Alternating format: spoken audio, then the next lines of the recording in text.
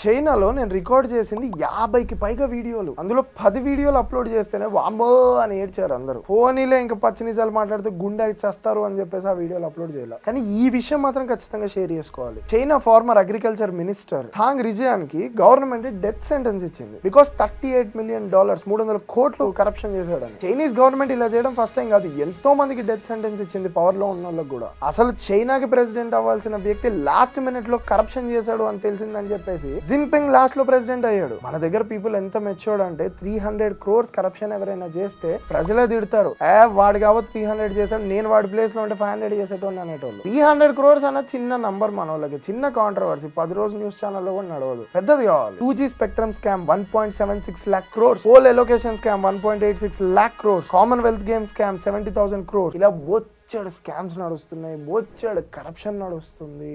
చిన్న లాజిక్ చెప్పనా, మా అక్క నేను ఎప్పుడు కొట్టుకునేటోళ్ళం, పచ్చి గడ్డేసినా సరే బగ్గుమని మండేంతలా కొట్టుకునేటోళ్ళం. కానీ మా డాడీ జేబులోంచి 100 రూపాయలు కొట్టేయాలి ఆయనకి తెలియకుండా అని అనుకున్నప్పుడు మాత్రం మేమిద్దరం ఒకటే పని చేస్తాం. మా కొంపలో మేమే ఇంత జాదుగాళ్ళు అయినప్పుడు హై లెవెల్లో ఉన్న పీపుల్, అది పొజిషన్ అవ్వచ్చు అపోజిషన్ అవ్వచ్చు, వాళ్ళిద్దరు కొట్టుకుంటారు అనుకుంటున్నారా? ఇలాంటి స్కామ్స్ చేసేటప్పుడు, ఇలాంటి కరప్షన్స్ చేసేటప్పుడు, ఇలాంటి పర్టికులర్ థింగ్స్ జరిగేటప్పుడు అందరూ కలిసే మనల్ని ఎర్రోళ్ళం చేసేది.